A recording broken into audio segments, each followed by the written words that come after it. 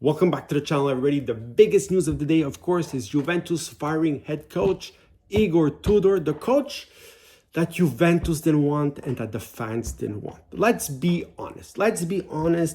Tudor arrives 7 months ago, March 2025. He sort of rights the ship for Juventus, 5 victories, 3 draws, qualifies for the Champions League, and then everybody expected Juventus to make a move and go get a top coach. I think fans, and I think even La Società, was expecting maybe Conte to leave Napoli. It doesn't happen. He decides to stay on with the De Laurentiis.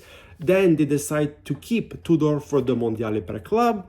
And then they sort of have no more choice but to keep Igor Tudor. And that's exactly what they did. They kept Igor Tudor, decided to start the season with him. This year in Serie A, currently 12 points, 3 wins, 3 draws, 2 losses, 9 goals for, 8 conceded. In Champions League, 25th right now, 2 draws, 1 loss, currently out of the playoff spot.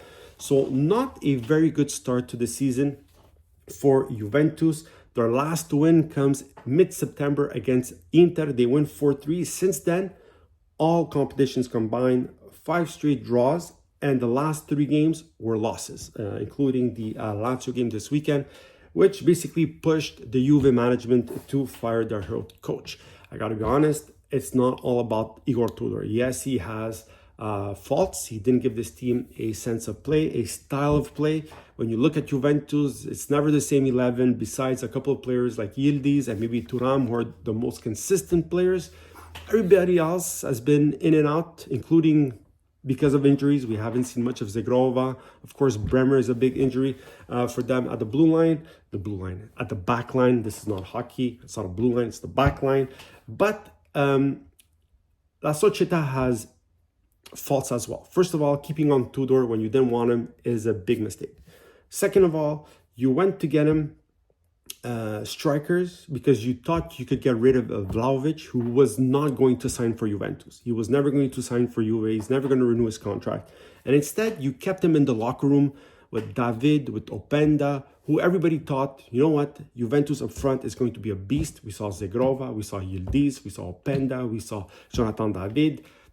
They actually kept Vlahovic, and we all thought to ourselves, you know what, this is going to be a fantastic striking machine.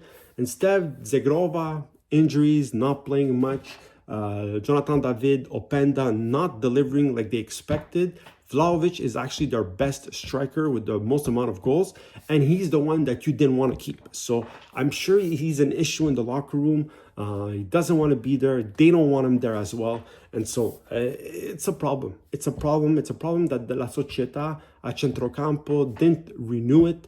We all know that last year Locatelli didn't have a great season. That Coupe Miners is horrible. They went to pay him 60 million euros.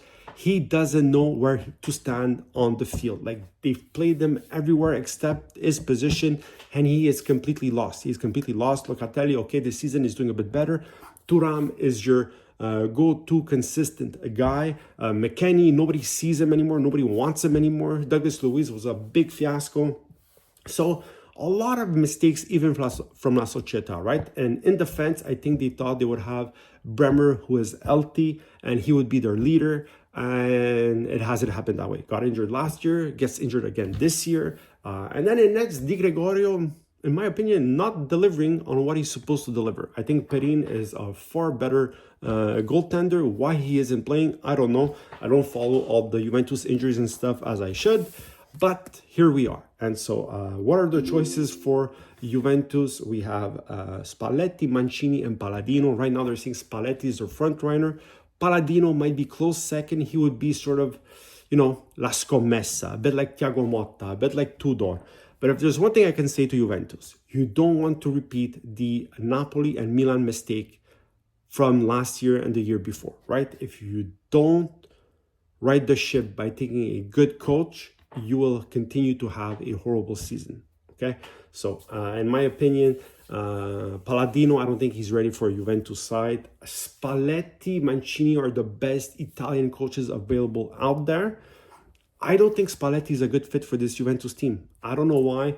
Spalletti, everywhere he's gone, has had issues with some of the star players. And I don't think he is the right fit for this Juventus team. I don't see him coexisting with a Vlahovic, with a David or Openda that is not playing well. Like, I see a lot of issues. So I don't know. Let me know what you think, guys. Juventus fans, who would you take? Of course, we'll talk about it more when they make their final decision. But I wouldn't take Spalletti. In my opinion, I wouldn't take Spalletti. I don't see him as a right fit for this Juventus team. Let me know what you think. Write in the comments, like and subscribe.